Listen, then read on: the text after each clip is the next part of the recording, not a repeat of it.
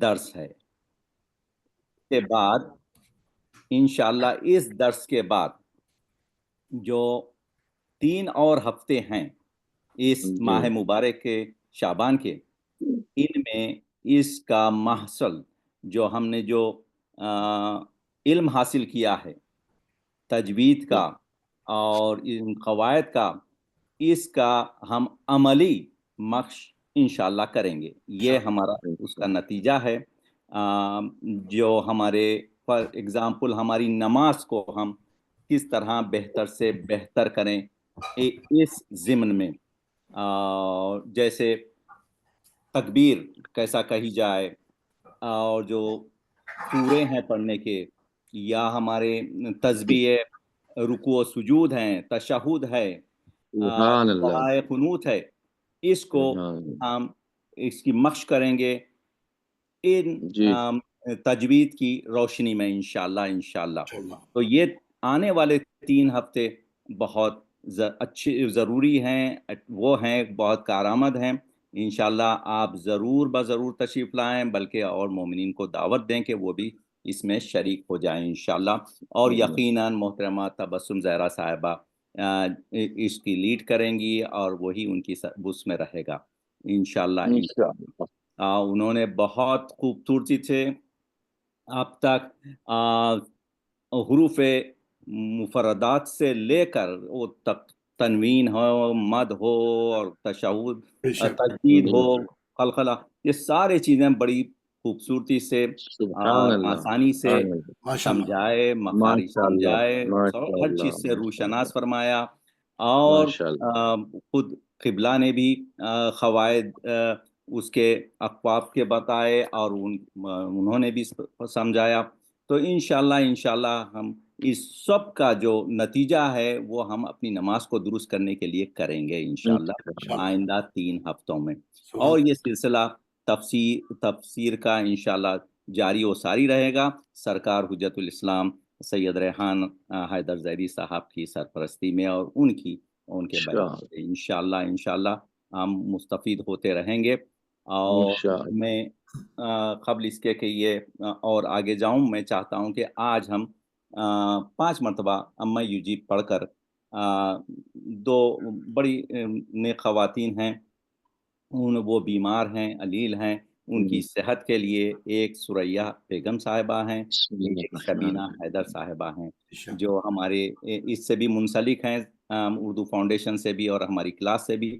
ان کے لیے ہم انشاءاللہ پڑھیں گے، اور پھر ایک آخر میں فاتحہ پڑھیں گے جو ہمارے مومنین و مومنات اور ملت جعفریہ کے مرحومین کے لیے اس کو ایصال کریں انشاءاللہ. تو پہلے وہ پڑھتے ہیں بسم اللہ الرحمن الرحیم. امن یجیب المضطر اذا دعاه ويكشف السوء، امن یجیب المضطر اذا دعاه ويكشف السوء، امن یجیب المضطر اذا دعاه ويكشف السوء، امن یجیب المضطر اذا دعاه ويكشف السوء، امن یجیب المضطر اذا دعاه ويكشف السوء. اللهم صل على محمد وآل محمد. اللهم بحق الزهراء وبيها وبعلها وبنيها وبحق باب الحوائج وبحق امام زین العابدین. اللهم صل على محمد وآل محمد. خدا ان دونوں مریضوں کو اور ساتھ میں تمام مریضوں کو شفاء عاجلہ اور کاملہ عطا فرما. ایک سورہ فاتحہ سے جملہ مومنین و مومنات کے مرحومین اور ملت جعفریہ کے مرحومین کے لیے، اور جن کا کوئی باقی نہیں. الحمدللہ. بسم اللہ الرحمن الرحیم. بسم اللہ الرحمن الرحیم. اللهم صل على محمد وعلى محمد وعجل فرجهم. بسم اللہ کیجئے تبسم زہرا صاحبہ، بسم اللہ کیجئے کلاس کا آپ کا. اس کے بعد ڈاکٹر حسن اختر صاحب انشاءاللہ سورہ شمس کی تلاوت فرمائیں گے، جس کی تفسیر قبلہ مولانا صاحب فرمائیں گے انشاءاللہ. اعوذ باللہ من الشیطان الرجیم. بسم اللہ الرحمن الرحیم. اللهم كل وليك الحجة ابن الحسن صلواتك عليه وعلى آبائه في هذه الساعة وفي كل ساعة وليا وحافظا وقائدا وناصرا ودليلا وعينا حتى تسكنه وعدك طوعا وتمتعه فيها طويلا اللهم صل على محمد وعجل فرجهم. جیسا کہ آپ سب کو معلوم ہے کہ آج ہماری قواعد کی آخری کلاس ہے تجوید کی. ہم بک جو ہے وہ لاسٹ ویک کمپلیٹ کر چکے ہیں، اور یہ جو قواعد کی بھی جو آخری 2 لیسن جو آج ہم کمپلیٹ کرنے والے ہیں، بلکہ لاسٹ ویک کے بھی جو 2 لیسنس تھے وہ کچھ ایسے اسپیسیفک حروف ہیں، یہ ایسی اسپیسیفک جگہیں قرآن مجید میں کہ جہاں پر نارملی جو قاعدے ہم پڑھتے ہیں وہ نہیں لگتے. جیسے ہم نے پڑھا کہ ہم نے اس سے پہلے یہ پڑھا تھا کہ انا والا ہی قاعدہ کہ جب بھی اللہ تعالیٰ نے انا یعنی اپنے لیے میں یا انا کا ورڈ یوز کیا ہے، وہاں پر ہم الف کو ڈفرینٹ پڑھتے ہیں، یعنی کہ ہم الف کو کھینچتے نہیں ہیں، حروف مد نا کو نہیں بناتے. اسی طرح بیچ میں اگر آ جائے، جیسے یہاں پر پچھلا تھوڑا سا ہم دیکھ لیں کہ علیکم الاناملہ، یہ انا وہ والا انا نہیں ہے، یہ ایک لفظ کے بیچ میں ایک ایڈیشنل مطلب ایک لفظ ہے جس کے اندر انا شامل ہے، تو ہم اسے وہ اس طرح انا کا قاعدہ نہیں لگائیں گے. یعنی کہ وہ سارے سملر الفاظ جو ہمیں مختلف قرآن شریف میں جگہوں پر نظر آتے ہیں، لیکن ان پر وہ قاعدے نہیں لگ رہے جو قواعد کی روح سے لگنے چاہیے. اور ان کی بہت ساری ریزنز ہم نے بتائی. کچھ ہم نے یہ بتایا کہ ان کے میننگ میں کوئی فرق نہیں آتا، یا وہ ایسے حروف ہیں یا ایسے الفاظ ہیں کہ جو مذکر اور مؤنث دونوں میں یوز ہو رہے ہیں، لیکن اگر ہم قرآن شریف میں پڑھتے ہیں الف لگا کر یا الف کو سائلنٹ کر کے، تو اس کے مذکر یا مؤنث بھی دونوں سیم ہی ہیں. جیسے کہ کسی سٹی کا نام ہے، تو چاہے وہ مؤنث ہو یا مذکر ہو، وہ سٹی رہتا ہے. تو اس طرح سے کچھ قواعد ایسی جگہوں پر قرآن شریف کے جہاں پر ہم چھوڑ دیتے ہیں، کچھ ایسے قواعد ہیں جہاں ایڈیشنل قاعدے ہم لگا دیتے ہیں. اب یہاں پر ہمارے پاس آئے ہیں متفرق قواعد. یہ اسی طرح کے اسی چیپٹر کی کنٹینیوشن ہے کہ جہاں پر ہم سیم الفاظ جو ہم پہلے سیکھ چکے ہیں انہیں ڈفرینٹ طریقے سے پڑھیں گے. جیسے یہاں پر ہمارے پاس ہے دنیا. ہم نے دیکھا کہ جب بھی نون کے اوپر جزم آتا ہے اور اس کے فوراً بعد یا آتا ہے تو ہم نون کو غنہ دیتے ہیں. ٹھیک ہے نا، یہ ایک قاعدہ ہے کہ یا پھر ہم نون کو غنہ دیتے ہیں، یا ہم بالکل ایک اس کی ناک میں آواز کو گھما کے اور یا کو پڑھ لیتے ہیں، یا پر زیادہ زور دیتے ہیں. لیکن کچھ ایسے الفاظ ہیں، اور یہ یہاں پر صرف 4 ایسے کلمات قرآن شریف میں موجود ہیں جہاں پر ہم اظہار کریں گے. یہاں پر ہم یرملون کا قاعدہ لگاتے ہوئے ادغام نہیں کریں گے، ناک میں آواز کو نہیں گھمائیں گے. جیسے یہاں پر دیا ہے دنیا. ٹھیک ہے، یہاں پر ہم نون کو اسپیشل نکال کے اظہار کر کے پڑھیں گے. دنیا اگر نہ پڑھتے تو دنیا کر کے پڑھتے، وہ ٹھیک نہیں ہے. اسی طرح بنیانن. ٹھیک ہے، یہاں پر بھی ہم نون پر اظہار کریں گے. صنوانن، یہاں پر بھی ہم نون پر اظہار کریں گے، یہاں پر ہم اس کو وزن نہیں دیں گے، یہاں پر ہم اس پر اپنی ناک میں آواز کو نہیں گھمائیں گے. قنوانن. ٹھیک ہے، اس کے بعد ہمارے پاس ہے سکتہ. سکتہ ایک ایسی کنڈیشن کو کہا جاتا ہے جس میں آواز روک کر سانس لیے بغیر آگے بڑھنے کو یا آگے پڑھنے کو سکتہ کہتے ہیں. یعنی آواز رک جائے اور سانس جاری رہے، یعنی ہم پڑھتے پڑھتے اچانک پاز لیں اور پڑھنا شروع کر دیں، اسے سکتہ کہا جاتا ہے. ان 4 کلمات میں سکتہ واجب ہے. سکتہ کا حکم یہ ہے کہ متحرک کو ساکن کیا جائے اور جو 2 زبر کو الف سے بدل کے پڑھا جائے. اب یہاں پر ہمارے پاس اگزامپل ہیں. وقیل من راق. ٹھیک ہے، تو یہاں پر ہم نے من پہ روکا اور پھر راق پڑھ لیا. اگر ہم نہ رکتے تو ہم اسے مر کر کے پڑھتے، ٹھیک ہے نا، جو کہ یہاں پر ٹھیک نہیں ہے، میننگ چینج ہو جائے گا یا کوئی اور ریزن ہوگا کہ وہاں پر ہمارے پاس سکتے کا حکم آیا ہے. وقیل من راق. ٹھیک ہے، پھر اسی طرح دوسرا ہے کلا بل ران یا رانا. ٹھیک ہے، اگر ہم اسے آگے بڑھا رہے ہیں. پھر اس کے بعد ہے مم مرقدنا ہاذا. ٹھیک ہے، یہاں پر ہم نون الف پہ سکتہ کریں گے اور پھر ہاذا پڑھیں گے. پھر اس کے بعد ہے عوجا قیما، یہ ویسے کیونکہ آیت بھی ہے بیچ میں، اگر ہم قرآن شریف میں اس کو دیکھتے ہیں تو سورہ مبارکہ کہف کی آیت پہلی ختم ہوتی ہے اور پھر قیمہ دوسری آیت میں آتا ہے، تو سکتہ بھی ہے اور آیت بھی ہے، تو اس صورت میں اگر ہم اسے ملا کے پڑھنا چاہیں تو بھی ہم عوجا قیمہ کر کے پڑھیں گے، لیکن اگر ہم آیت لینا چاہیں تو ہم رک جائیں گے عوجا، پھر ہم ٹھہر کے قیمہ پڑھیں گے، اور اگر یہاں پر ملا کر بھی پڑھیں تو بھی ٹھیک ہے، کیونکہ یہاں پر آیت کا نشان بنا ہوا ہے۔ پھر اس کے بعد قرآن پاک میں 4 کلمات سات سے لکھے جاتے ہیں، اور سات پر باریک سین بھی لکھا ہوتا ہے، ان کے پڑھنے کی تفصیل اس طرح ہے۔ تو کچھ ایسے مقامات ہیں جہاں پر سات لکھا ہوتا ہے، اس کے اوپر چھوٹا سا سین بنا ہوا ہوتا ہے۔ یہاں پر کہا گیا کہ سات میں صرف سات کی آواز نہیں نکالنی بلکہ سین پڑھنا ہے، ٹھیک ہے۔ میں نمبر 1 2 اور 3 یہاں پہ کچھ ایگزامپلس انہوں نے دی ہوئی ہیں جہاں پر سات اور سین، یہ ہم نے پچھلے ہفتے پڑھا تھا، ہم اسے تھوڑا سا ریویژن کریں گے، ہم نے یہی سیم قاعدہ اپنا ہی تجوید کی بک میں پڑھا تھا۔ یبسطو، ٹھیک ہے، سین پڑھیں گے، تا کو وزن، تا کو بالکل پرومیننٹ نکالنے کے لیے، بس تن یہاں پر بھی ہم سین پڑھیں گے، اگر ہم سات پڑھیں گے تو ہم تا نہیں پڑھ سکتے۔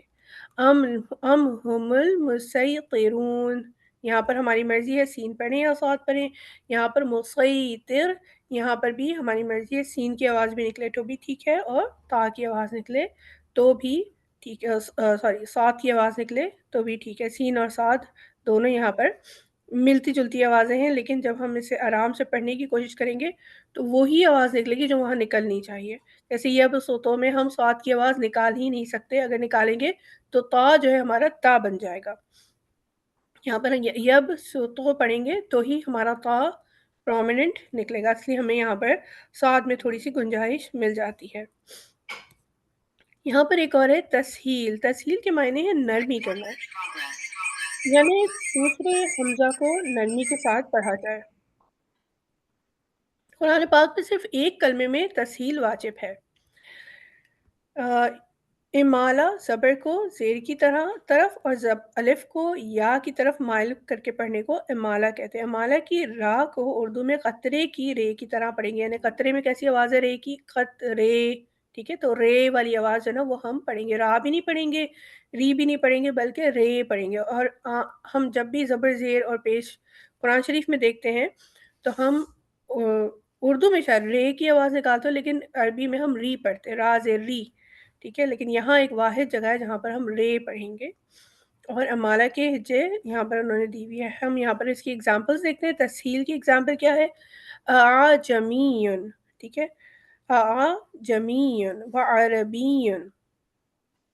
اب دیکھیں یہاں پر ہمارے پاس ایک حمزہ ہے اور ایک الف ہے، اور ہم نے یہ بات کی کہ جب الف ایک ایسا حرف ہے کہ جس کے اوپر کوئی بھی اعراب نہیں لگ سکتا، اگر الف پہ کوئی اعراب لگانا ہے تو ہمیں وہاں پر ایک ہڈن حمزہ ہوتا ہے جس کے اوپر زیر زبر یا پیش لگتی ہے۔ یہاں پر ہمارے پاس حمزہ پہ بھی زبر ہے اور الف پہ بھی زبر ہے، تو ہم دونوں کو اگر پڑھیں گے تو ہمارا جو پڑھنے کا تسلسل ہے وہ ٹھیک نہیں رہے گا، یا پڑھنے میں ڈیفیکلٹی ہوگی، یا ہماری آواز جو ہے وہ ویسی نہیں نکلے گی جو یہاں پر میں بھی مطلب چینج کر دیں۔ تو یہاں پر انہوں نے ہمیں ایک آسانی یہ دی ہوئی ہے کہ جمیون، یعنی ایک حمزہ تو ہم بہت کلیئر پڑھیں گے، لیکن دوسرا والا جو الف کا حمزہ ہے، الف کے اوپر جو حمزہ کے اوپر اعراب ہے وہ کیونکہ ہمیں عین سے ملانا ہے تو ہم اسے بہت آرام سے اور آہستگی سے اور نرمی کے ساتھ پڑھیں گے، جسے تسہیل کہا گیا، اعجمیٌ وعربی، ٹھیک ہے۔ پھر امالہ جو ہم نے اگزامپل پڑھی، یہ قرآن شریف کے سورہ مبارکہ ہود میں یہ لفظ موجود ہے، یہ ہے مجریہا، ٹھیک ہے۔ اور یہ اگر ہم اس کے میننگ میں تھوڑا سا جائیں، یہ اس وقت کی بات ہو رہی ہے جب حضرت نوح علیہ السلام کی کشتی میں اللہ تعالیٰ نے سب کو سوار کروا دیا اور کشتی ایک مرتبہ پانی پہ چل رہی تھی، تو اس کشتی کے چلنے کو یا اس کے ڈولنے کو یا اس کے تیرنے کو اس لفظ میں بیان کیا گیا ہے، اس کی جو کشتی کے جو چلنے کی یا تیرنے کی حرکت ہوتی ہے اسے بیان کیا گیا ہے۔ تو کہتے ہیں کہ وہ کشتی ایک مرتبہ مطلب تھوڑی جس طرح سے ہلتی ہے کشتی کا جو ہلنا ہوتا ہے اس کو بیان کرنے کے لیے انہوں نے یہ لفظ کہا، تو اس چال کو بیان کرنے کے لیے انہوں نے مجریہا کر کے کہا ہے کیسے یہ، حالانکہ اگر دیکھا جائے تو یہ سیدھا سیدھا مجریہا بنتا ہے، لیکن جب اسے پڑھیں گے قرآن شریف کا واحد حرف ہے کہ جو صرف اس کشتی کی حرکت کو بیان کرنے کے لیے اسے مجریہا کی پروننسیشن دی گئی ہے، چاہیں تو آپ لکھ لیں کہیں پر۔ اور اس کے بعد ہے بئس الاسم الفسوق، یہ بھی قرآن شریف کے سورہ مبارکہ حجرات میں یہ لفظ موجود ہے۔ یہاں پر ہم الف کو نہیں پڑھیں گے، یہاں بھی انہوں نے کچھ میننگ سے ہی تعلق ہے کہ وہ فسوق اپنے لائک فاسق سے نکلا ہے کہ برے الفاظ استعمال کرتے تھے، یا اس طرح کا کوئی میننگ ہے کہ جو نیگیٹو میننگ میں جا رہا ہے، تو اسے تیزی سے کہا گیا کہ بئس الاسم الفسوق، یہاں پر ہم الف کو نہیں پڑھیں گے، حالانکہ جس طریقے سے دیا ہوا ہے اسے بئس الاسم الفسوق ہونا چاہیے تھا، لیکن یہ والا الف ہمارا بالکل سائلنٹ ہے، اور ایسا بھی نہیں ہے کہ قرآن شریف میں لکھا ہوا نہ ہو، یہ لکھا ہوا بھی ہے لیکن اسے پڑھا نہیں جائے گا، بئس الاسم الفسوق۔ اس کے بعد ہمارے پاس ہے وقف، یہ ہمارا آخری قاعدہ ہے آج کا، اور یہ ہے وقف۔ وقف کے معنی ٹھہرنے اور رکنے کے ہیں، یعنی جس کلمے پر وقف کریں گے تو اس کلمے کے آخری حرف پر آواز اور سانس دونوں کو ختم کر دیں گے۔ کلمے کے آخری حرف پر زبر، زیر، پیش، تنوین کے 2 زیر 2 پیش، کھڑا زیر یعنی حرف مد ہونا، الٹا پیش ہو تو اس حرف کو وقف میں ساکن کر دیں گے۔ کلمے کے آخری حرف پر اگر 2 زبر ہوں تو انہیں وقف میں الف سے بدل دیں گے، یعنی کہ کچھ بھی ہو تو ہم اسے ساکن کر دیں گے، لیکن اگر 2 زبر ہوں گے تو ہم انہیں الف سے بدل دیں گے اور اسے حروف مد بنا دیں گے۔ کلمے کے آخر میں اگر گول تا ہو، اس پہ چاہے کوئی بھی حرکت ہو، تنوین، یا اسے وقف میں ہائے ساکن سے بدل دیں گے، ٹھیک ہے۔ ہمارے پاس اگزامپلز ابھی آئیں گی۔ کھڑا زبر، حرف مدہ اور ساکن حرف وقف میں تبدیل نہیں ہوتے، یعنی آلریڈی کھڑا زبر ہے، حروف مد بنا ہوا ہے، یا وہ آلریڈی ساکن ہے تو ہم اسے وقف کرتے ہوئے تبدیل نہیں کریں گے، وہ آلریڈی بنے ہوئے وہ اینڈ ہو جائیں گے۔ مشدد حروف پر وقف کی صورت میں تشدید باقی رکھیں گے مگر حرکت کو ظاہر نہ ہونے دیں گے، یعنی ہم اسے تھوڑا سا قلقلہ کر کے وزن دے کے بات کو ختم کر دیں گے۔ نون خطنی، تنوین کے بعد حمزہ وصلی آ جائے تو وصل میں حمزہ وصلی کو گراتے ہوئے تنوین کے نون ساکن کو زیر دے کر ایک چھوٹا سا نون لکھ دیا جاتا ہے جسے نون خطنی کہا جاتا ہے، اور یہ بھی ہمارے پاس بہت زیادہ اگزامپلس ہیں۔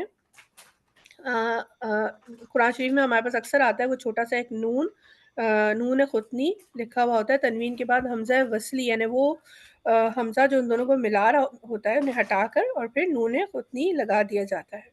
نون خطنی والے کلمات کی جس طرح کریں گے، شیبان السماء، یعنی شین یا زیر شی، با 2 زبر بن، شیبن، اور پھر اس کے بعد حمزہ سین، اور ہم اس طرح سے اس کو پڑھیں گے شیبان السماء۔ علامات وقف، چند علامات وقف کی تفصیل درج ذیل ہے۔ یہ ہمارے پاس علامات وقف کی بھی ہم ایک دفعہ ہم پڑھ چکے ہیں، ہم اسے ایک دفعہ ریوائز کر لیتے ہیں۔ اگر گول آیت کا نشان ہو یہ وقف تام ہے، آیت مکمل ہونے کی علامت ہے، یہاں پر ٹھہرنا ہے۔ میم یہ وقف لازم ہے، یہاں ضرور ٹھہرنا ہے۔ تا یہ وقف مطلق ہے، یہاں ٹھہرنا بہتر ہے۔ جیم یہ وقف جائز ہے، یہاں ٹھہرنا بہتر ہے، نہ ٹھہرنا بھی جائز ہے۔ ز یہ وقف مجوز کی علامت ہے، یہاں ٹھہرنا جائز ہے مگر نہ ٹھہرنا بہتر ہے۔ صاد یہ وقف مرخص کی علامت ہے، یہاں ملا کر پڑھنا چاہیے۔ لا اگر آیت کے اوپر لکھا ہو تو ٹھہرنا اور نہ ٹھہرنے میں اختلاف ہے، آیت کے علاوہ لا لکھا ہو تو نہ ٹھہرے۔ اسی طرح ہم نے جو اوپر بھی ایک یہ پڑھا، جو ایک قاعدہ ہمارے پاس آیا تھا، یہاں پر تھا، ہم نے یہ پڑھا اے وجن قیمہ، یہاں بھی ہم نے دیکھا کہ آیت بھی ہے، سکتہ بھی ہے، تو اس صورت میں کیونکہ سکتہ اسپیشلی دیا ہوا ہے تو ہم رکیں گے آیت کی وجہ سے، پھر سکتے کی وجہ سے بھی رکیں گے تو ہمیں ڈبل ثواب مل جائے گا، ٹھیک ہے۔ اگر سکتہ نہ ہوتا تو ہمارے پاس چوائس ہوتی، بالکل اسی طرح اگر آیت کے اوپر اسپیشلی لا لکھا ہوا ہے تو ہمارے پاس چوائس ہے کہ ہم لا کو دیکھتے ہوئے نہ ٹھہریں یا پھر آیت کو دیکھتے ہوئے ٹھہر جائیں، اور اگر آیت کے علاوہ لا لکھا ہے تو بہتر ہے کہ وہاں پر نہ ٹھہرا جائے۔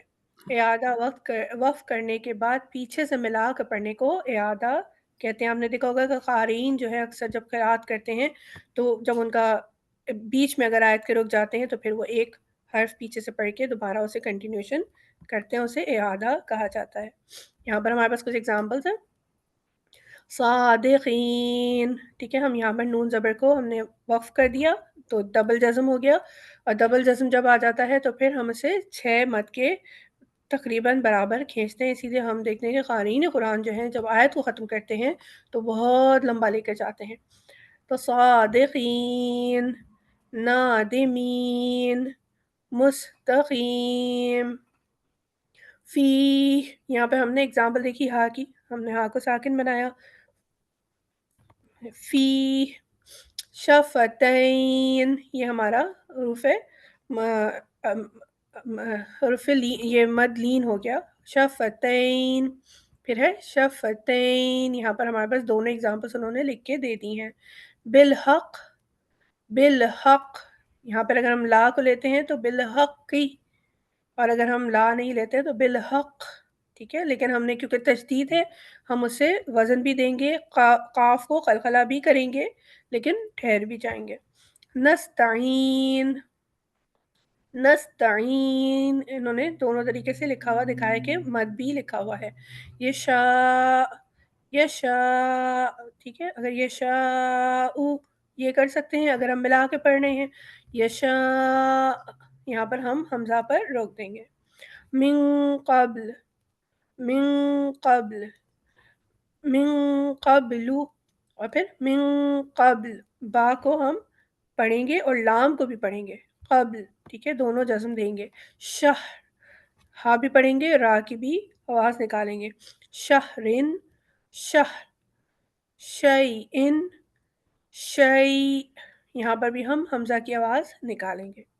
قسطی یا پھر قسط، یہاں پر بھی ہم دونوں جزم پڑھیں گے۔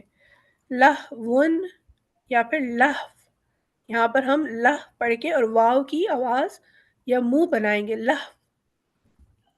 قدیر، قدیرن، ٹھیک ہے، برقن، پھر ہے برق، بہی، بہ، عبادہ، عبادہ، بِأَمْرِهِ، بِأَمْرِهِ، رَبَّهُ، رَبَّهُ، أَخْلَدَهُ، أَخْلَدَهُ، موازینہ، موازینہ، موازینہ، موازینہ، اور موازینہ۔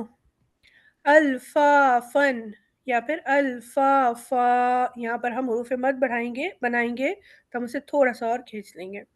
علمن یا علما، نبیًا یا نبیّا، قوتًا یا قوہ، ٹھیک ہے، ہم نے پڑھا کہ جب دو تا آ جاتا ہے کسی بھی طرح کا یا اینڈ میں تو ہم اسے ہا بنا دیتے ہیں، قوتً یا پھر قوہ۔ رقبۃ، رقبہ، جاریۃ، جاریہ، وتولا، یہ ہمارا سیم رہے گا، اس میں کوئی ڈفرینس نہیں آئے گا کیونکہ یہ حروف مد پہ ہی ختم ہو رہا ہے۔ وتولا، یہاں پہ یا جو ہے وہ ایڈیشنل ہے، ہم یا کی کوئی ساؤنڈ نہیں نکالیں گے یہاں پر، لیکن لام کے اوپر کھڑا زبر ہے وہ اسے حروف مد بنا رہا ہے۔ من الاولا، من الاولا، یہ بھی ہمارا سیم رہے گا۔ فترضی، فترضی، را ہمارا موٹا ہے، ہم نے پہلے پڑھا تھا فترضی، ٹھیک ہے، ضاد ہمارا پیچھے سے نکلے گا اور ایک اسٹریٹ آواز نکلے گی، ہم اسے ضو نہیں کریں گے، او کی آواز نہیں ہے۔ فترضی، پھر ہے ونحر، یہ بھی ہمارا سیم رہے گا کیونکہ وہ آلریڈی راہ پہ جزم ہی ہے، ونحر۔ فرغب، فرغب، فحدث، فحدث، فیہا، فیہا، تہتدو، تہتدو، یہاں پر بھی ہمارے پاس جزم پہ ہی اینڈ ہو رہا ہے۔ قولی، قولی، یہاں پہ تولی، قولی، ٹھیک ہے، اور یہاں پر زبر ہے قولی اور نیچے سے تولی لکھا ہے یا قولی، بہرحال اینڈ ہمارا حروف مد پہ ہی ہو رہا ہے۔ پھر ہے ہمارے پاس یہاں پر نون قطنی کی اگزامپلس، خیر نل وصیت، اگر ہم یہاں پر رکتے ہیں خیر نل وصیتوں سے ہم شروع کریں گے، خیر الوصیت۔ اگر ہم یہاں پر ملاتے ہیں، نون جو ہے وہ ملانے کے لیے ہے، اگر ہم اسے ملا کے پڑھ رہے ہیں پورا ورڈ تو ہم نون قطنی لگائیں گے، اگر ہم یہاں پر ملائیں گے نہیں تو پھر ہم رک کر الوصیہ پڑھیں گے، خیرا یا خیرن الوصیت اگر ہم نہیں ملائیں گے، اگر ہم ملاتے ہیں نہیں ملاتے ہیں خیرا الوصیت۔ اسی طرح شیبان السماء، یا پھر شیبا السماء، پھر منیبی ندخلوہا، یا پھر منیب ادخلوہا، ٹھیک ہے، نون ہمیشہ ملانے کے کام آتا ہے، مبین اقتلو، یا پھر مبین اقتلو، پھر ہے قدیر الذی، یا پھر قدیر الذی، پھر ہے خبیران الذی، یہاں پر ہم پڑھیں گے اگر الف کو بھی ہم اومٹ کر دیں، خبیران الذی، تو پھر ہمارے پاس اگر ہم اسے رکتے ہیں خبیرہ، یہ پھر ہم الف پڑھیں گے حروف مد بنا کر، اور پھر الذی سے اگلی آیت کو شروع کریں گے۔ السلام علیکم ورحمۃ اللہ وبرکاتہ۔ جزاکم ماشاء اللہ ماشاء اللہ، بہت بہترین، بہت شاندار، جزاک اللہ ورحمۃ اللہ اللہ، آپ کو اس کا اجر عظیم عطا سنتم فرمائے۔ آپ بہت بہت ماشاء اللہ، ان سارے ہفتوں میں آپ نے بہت محنت کی، بہت ہمت سے اور بہت ہی شائستگی سے، بہت ہی آہستہ آہستہ سب کو سمجھایا آپ نے۔ اللہ آپ کو اس کا اجر عظیم عطا فرمائے بطول الاسلام کا معصومین علیہ السلام۔ شکریہ، التماس سے دعا۔ اب میں گزارش کروں گا ڈاکٹر حسن اختر صاحب سے کہ وہ تشریف لائیں اور تلاوت کلام پاک سورہ شمس کی تلاوت فرما شرف حاصل کریں انشاءاللہ۔ اعوذ باللہ من الشیطان اللعین الرجیم، بسم اللہ الرحمن الرحیم، والشمس وضحاها والقمر اذا تلاها والنهار اذا جلاها والليل إذا يغشاها والسماء وما بناها والأرض وما طحاها ونفس وما سواها فألهمها فجورها وتقواها قد أفلح من زكاها وقد خاب من دساها كذبت ثمود بطغواها إذ انبعث أشقاها فقال لهم رسول الله ناقة الله وسقياها فكذبوه فعقروها فدمدم عليهم ربهم بذنبهم فسواها ولا يخاف عقباها صدق الله العظيم۔ جزاکم صدق اللہ العظیم۔ ماشاء اللہ ماشاء اللہ۔ ٹرانسلیشن پیش کرتا ہوں۔ بسم اللہ الرحمن الرحیم، شروع اللہ کے نام سے جو بڑا مہربان نہایت رحم والا ہے۔ سورج کی قسم اور اس کی روشنی کی، اور چاند کی جب اس کے پیچھے نکلے، اور دن کی جب اسے چمکا دے، اور رات کی جب اسے چھپا دے، اور آسمان کی اس ذات کی جس نے اسے بنایا ہے، اور زمین کی اور اس کی جس نے اسے پھیلایا، اور انسان کی اور اس کی جس نے اس کے اعضاء کو برابر کیا، یعنی پرپورشن دیا، پھر اس کو بدکاری سے بچنے اور پرہیزگاری کرنے کی سمجھ دی، کہ جس نے اپنے نفس یعنی روح کو پاک رکھا وہ مراد کو پہنچا، اور جس نے اسے خاک میں ملا دیا وہ خسارے میں رہا۔ قوم تمود نے اپنی سرکشی کے سبب پیغمبر کو جھٹلایا۔ جب ان میں سے ایک نہایت بدبخت اٹھا تو خدا کے پیغمبر نے اسے کہا کہ خدا کی اونٹنی اور اس کے پانی پینے کی باری سے عذر کرو، مگر انہوں نے پیغمبر کو جھٹلایا اور اونٹنی کی پونچھیں کاٹ دیں، تو اللہ نے ان کے گناہ کے سبب ان پر عذاب نازل کیا اور سب کو ہلاک کر کے برابر کر دیا، اور اس کو ان کے بدلہ لینے کا کچھ بھی ڈر نہیں ہے۔ صدق اللہ العلی العظیم۔ صلوات۔ اللهم صل على محمد اللهم صل على محمد وعلى محمد وعجل فرجهم۔ ماشاءاللہ ڈاکٹر صاحب، ماشاءاللہ آپ سرکار حجت الاسلام انشاءاللہ تفسیر فرمائیں گے اس سورہ مبارکہ کی انشاءاللہ۔ اعوذ باللہ من الشیطان الرجیم، بسم اللہ الرحمن الرحیم۔ والشمس والضحاها، ہماری بات جو ہے پچھلے ہفتے درس میں تفسیر سورہ شمس میں لفظ شمس پہ ہی رہی تھی، اور اس کے بعد ہم آگے وقت کی وجہ سے بیان نہیں کر سکے تھے، اور یہاں تک بات پہنچی تھی کہ سورج کا انسان اور تمام زندہ زمینی موجودات کی زندگی میں اہم ترین اور پائندہ ترین نقش اور اثر رکھتا ہے۔ اللہ نے والشمس کے بعد کہا ضحاہا۔ یہاں یہ لفظ ضحا جو ہے اصل میں سورج کی روشنی کے پھیلنے کے معنی میں ہے، یعنی جب روشنی پھیل جاتی ہے تو اس کی عربی زبان میں ضحا کہا جاتا ہے۔ اچھا، اللہ نے سورج، چاند، دن، رات، ان کی جو قسمیں کھائی ہیں یہ تفسیر کے آخر میں آپ حضرات کی خدمت میں آئے گا۔ اس کے بعد خدا عالم نے کہا قسم ہے چاند کی کہ جب وہ سورج کے پیچھے آتا ہے، والقمر اذا تلاہا، یعنی چاند کی قسم جب اس کے پیچھے آتا ہے۔ اب یہ تعبیر جیسا کہ مفسرین کی ایک جماعت نے کہا ہے کہ حقیقت میں چاند کے بدر کامل ہونے یعنی 14ویں رات کی طرف اشارہ ہے۔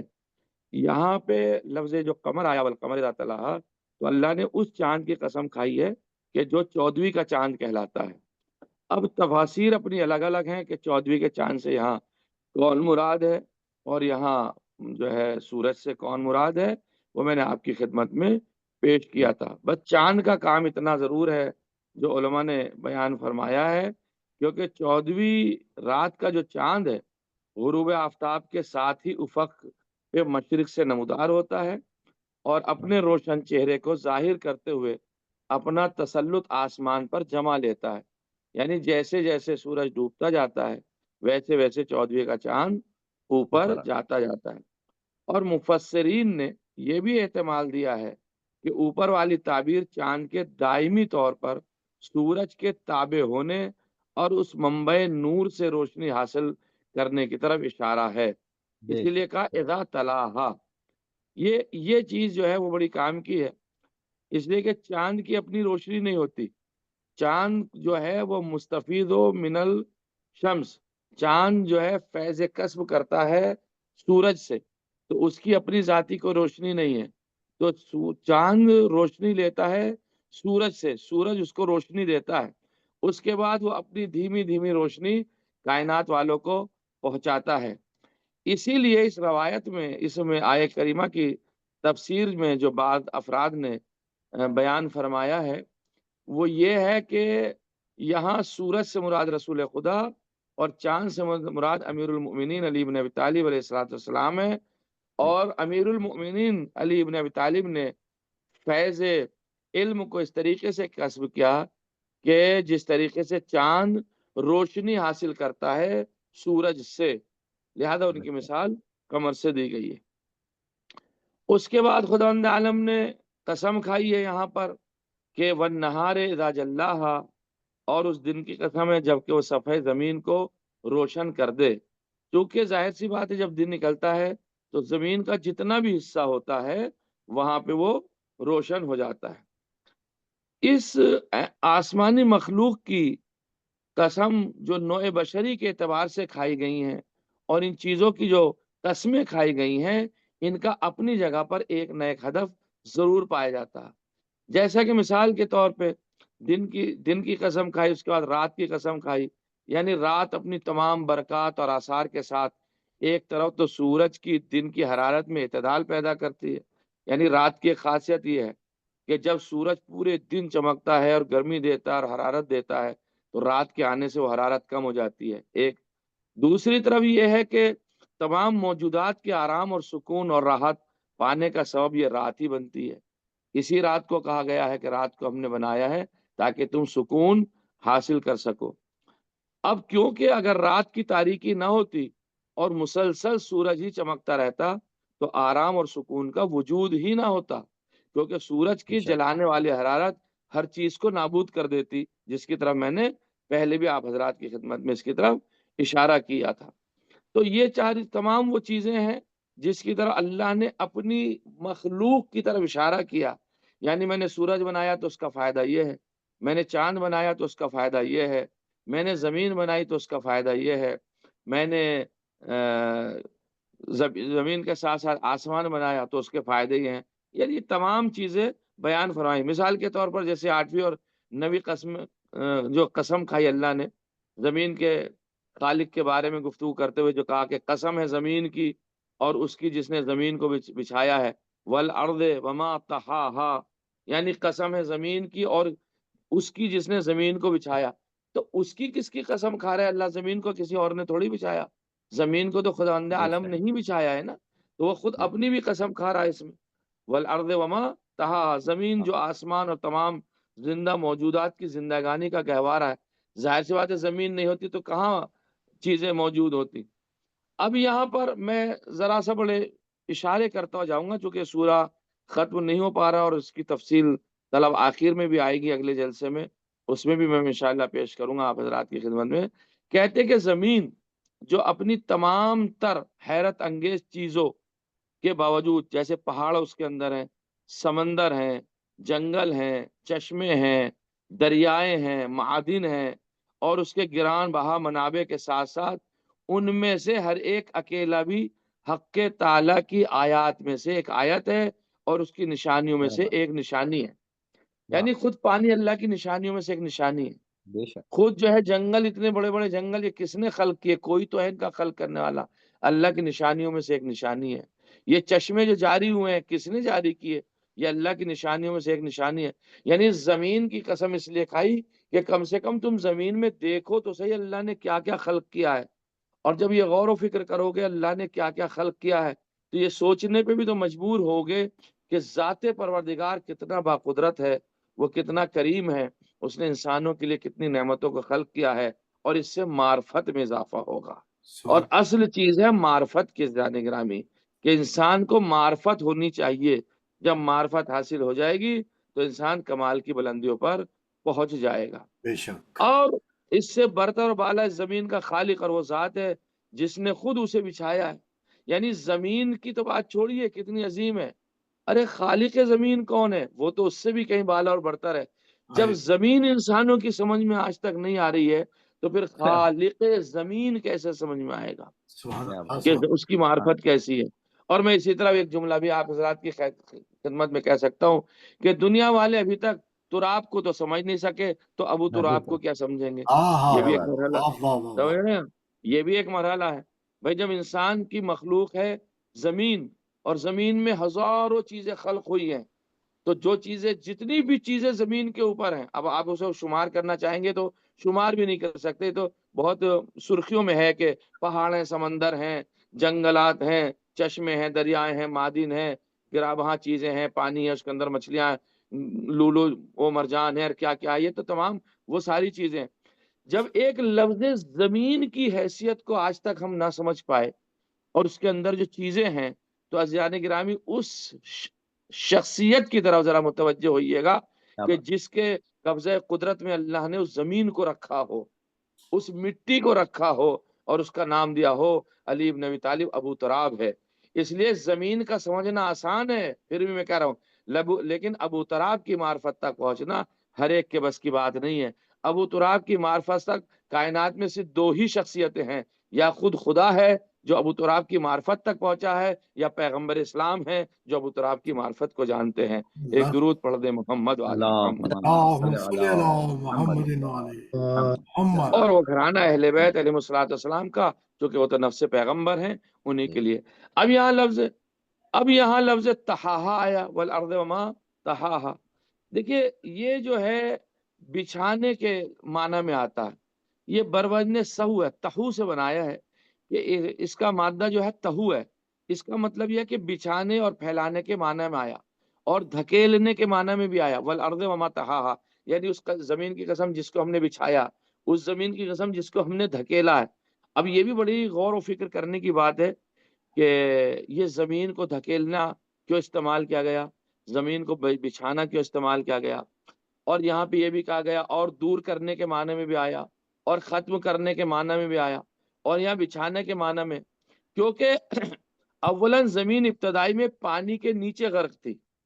زمین کا جو حصہ ہے، آپ حضرات نے 12 مجالس میں سنا، خانہ کعبہ کی زمین جو ہے وہ خانہ کعبہ کے نیچے سے زمین کا بچھانا شروع ہوا تھا، اور وہاں صرف پانی تھا. اللہ نے جب یہ چاہا تھا کہ زمین کی بنیاد رکھے زمین کو، تو خداوند عالم نے اس پانی کو ہلکا ہلکا کم کرنا شروع کیا. یہ تفسیر کہتی ہے، کہتے ہیں کہ کیونکہ اولاً زمین ابتدا میں پانی کے نیچے غرق تھی، ڈوبی ہوئی تھی، بتدریج یعنی اسٹیپ بائی اسٹیپ، زینہ بزینہ، آہستہ آہستہ پانی زمین کے گڑھوں میں قرار پایا. یعنی زمین سے جتنا جتنا پانی ہٹتا گیا، یہ سمندروں میں بدلتا گیا، یہ جو گڑھے آس پاس میں تھے ان میں وہ سموتا چلا گیا اور جاتا چلا گیا، اور خشکیوں نے سر نکالنا شروع کر دیا. یہ جو زمین کا حصہ جب خشک ہونے لگا، پانی ہٹا تو یہ اوپر کو اٹھنے لگا، اور زمین پھیلتی چلی گئی. اور جب وہ زمین پھیلتی چلی گئی، اسی وجہ سے زمین کو جس دن پھیلانا شروع کیا ہے اس کو دہو الارض بھی کہتے ہیں. یعنی زمین کو وہاں سے پھیلایا گیا، پانی ہٹایا گیا، زمین کے چونچے اور زمین کے جو وہ ہوتے ہیں اوپر کے حصے، وہ جس کو چونچ کہتے ہیں، تو وہ حصے اوپر آنے لگے، اور پھر زمین وہاں سے آہستہ آہستہ پھیلنے لگی، اس لیے اسے دہو الارض کہتے ہیں. اب ایک بات اور اس میں کہی جا سکتی ہے زمین سے متعلق، وقت تو مجھے اتنی اجازت نہیں دیتا، لیکن کم سے کم لفظ بسم زمین اللہ. کی بھی میں آپ کی خدمت میں بات کر دوں، اور پھر وہ 10ویں 11ویں قسمت نفس و مسوہا اگلے جلد سے پیش کروں گا. دوسری بات، زمین ابتدا میں پستیوں اور بلندی اور ناقابل سکونت گڑھوں کی صورت میں تھی. یعنی زمین بالکل اس طریقے سے تھی ظاہر ہونے سے پہلے کہ جانتا ہی نہیں تھا. جانتا کیسے کوئی، جب کوئی تھا ہی نہیں آل محمد کے علاوہ، ہاں تو بے جانتا شک. کون کہ اس وقت کے زمین ہے کیا چیز. لیکن چونکہ زمین کو اس طریقے سے اللہ نے پانی کے اندر چھپا رکھا تھا، گڑھوں کی صورت میں تھی، جس پر اچھا یہ جب پانی کے حصوں سے اوپر آئی ہے زمین، یعنی پانی کو جب ختم کر دیا گیا، تو کہیں پہ زمین بہت زیادہ گڑھے اونچے تھے، کہیں پہ زمین نیچی تھی.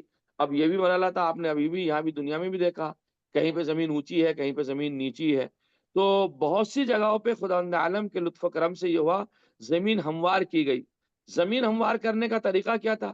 اللہ نے موسلادھار بارشیں کری ان جگہوں پہ جہاں زمین کچھ اونچی تھی، تاکہ وہ اس خطۂ ارض کو مساوی لے لے، اور مساوی لینے کے بعد لوگوں کے چلنے کی جگہ بن سکے، لوگوں کے رہنے کی جگہ بن سکے. لہذا اس زمانے میں موسلادھار بارشیں برسی، جنہوں نے زمین کی بلندیوں کو دھو دیا، یعنی جو ٹیلے سے تھے انہیں ختم کیا اور گھاٹیوں میں پھیلا دیا. ادھر کی گھاٹی، ادھر کی گھاٹی، ادھر کا حصہ، ادھر کا حصہ، اور آہستہ آہستہ انسانی زندگی اور زراعت کے لیے قابل استفادہ ہموار زمینیں وجود میں آ گئیں. یہ لطف پروردگار تھا کہ اس نے، چونکہ اگر وہ ویسی چوٹیاں ہوتی اور ویسی گڑھے ہوتے تو آپ انصاف سے بتائیے گا کہ کاشت کہاں ہوتی، زراعت کہاں ہوتی. تو خالق کائنات تو جان رہا تھا کہ میں دنیا کو پیدا کرنے جا رہا ہوں، دنیا کو ان چیزوں کی ضرورت ہوگی، لوگ کاشت کریں گے. اللہ آسمان سے تو ساری چیزیں نہیں برساتا نا، اس کا ایک سسٹم ہے، سسٹم کے بعد تم بھی تو کچھ کرو، وہ والی بات ہے کہ آپ بھی کچھ کرو گے تو آپ کو ملے گا. اب منہ کھلا رہے گا تو مکھی تو اندر جائے گی، تو ہمارا فرض ہے کہ ہم منہ کو بند رکھیں. اسی طریقے سے ہم حرکت کریں گے تو برکت ہوگی. تو لہذا زمینیں ہموار کرنا ذات الہی کا کام تھا. پہلے مراحل میں اتنے ویپنس نہیں پائے جاتے تھے، کہ اتنے ٹولز نہیں تھے کہ انسان زمینوں کو ہموار کرتا، بڑی مشکل میں آ جاتی. تو اللہ نے قابل استفادہ بنائی زمینیں تاکہ ان میں زراعت کر سکے. اور مفسرین کا یہ بھی نظریہ، یہ میں آخری بات پیش کر دوں آپ کی خدمت میں، مفسرین کا یہ بھی نظریہ ہے کہ اس تعبیر میں زمین کی حرکت کی طرف ایک اجمالی اشارہ بھی ہے، کیونکہ تاہو کے معنی میں سے ایک معنی دھکیلنا بھی ہے. یعنی زمین کو ایک طرف دھکیلا گیا ہو گیا اللہ کی مرضی کے ساتھ، یعنی جہاں ٹیلے تھے انہیں دھکیل دیا گیا ہو. اچھا اب اس میں یہ بات جو ہے، میں اس بات کو صرف اتنا سمجھ پایا ہوں کہ زمین سورج کے چاروں طرف چکر لگاتی ہے، جیسے قرآن نے بیان کیا ہے اور سائنسداں بھی کہتے ہیں. لیکن جو ماشاءاللہ سائنسداں افراد آپ کے اس جلسے میں، سبق میں، اس درس میں ہیں، انہیں مجھ سے زیادہ معلوم ہوگا. اس طرف بھی اشارہ کیا والارض وما طحاہا، یعنی زمین کا دھکیلنا، زمین کا چلنا، زمین کا حرکت میں آنا، زمین کا گھومنا. یہاں طحا کے معنی دھکیلنے کے اور گھمانے کے بھی ہیں. تو جو سورج کے گرد زمین کی انتقالی حرکت کی طرف اشارہ ہو سکتا ہے اس کی طرف بھی ہو، یا اس کی محوری حرکت، یا دونوں قسم کی حرکت بھی ہو سکتی ہے. یعنی چونکہ زمین حرکت میں رہتی ہے، اور یہاں ہو سکتا ہے یہی مراد لی ہو والارض وما طحاہا، یعنی اس زمین کی قسم کہ جب وہ حرکت میں ہوتی ہے تو یہ حرکت میں اس زمین کو دیتا کون ہے؟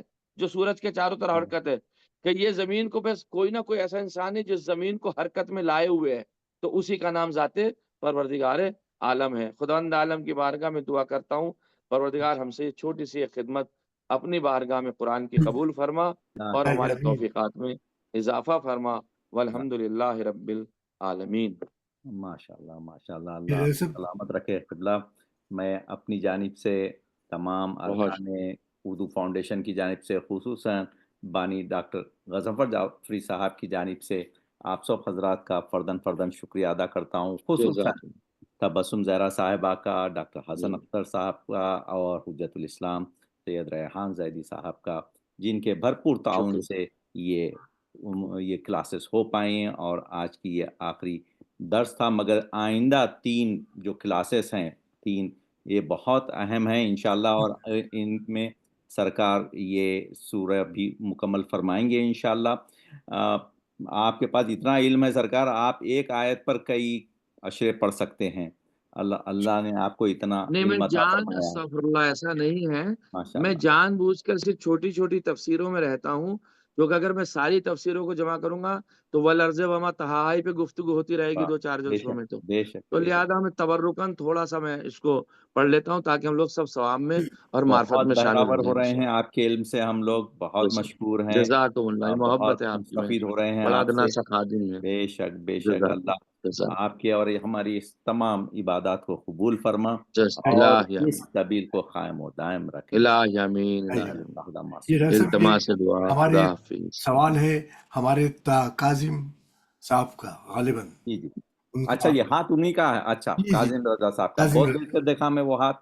جی جی بسم اللہ بسم اللہ کاظم صاحب. جی کاظم صاحب، میرے خیال سے انہوں نے تعریف کے انداز میں ہاتھ تھا اٹھایا غالباً. شاید. جی جی ماشاء اللہ، اللہ سلامت رکھے آپ سب حضرات کو، ٹھیک، اور انشاءاللہ الہی آئندہ پیر کو پھر جی ملاقات ہے. التماس دعا انشاءاللہ انشاءاللہ. ضرور. شکریہ. اللہ سلامت. جب تک کے لیے اجازت دیجیے. السلام علیکم ورحمۃ اللہ وعلیکم وبرکاتہ. السلام بہت ورحمۃ بہت شکریہ. وعلیکم السلام علیکم. خدا حافظ.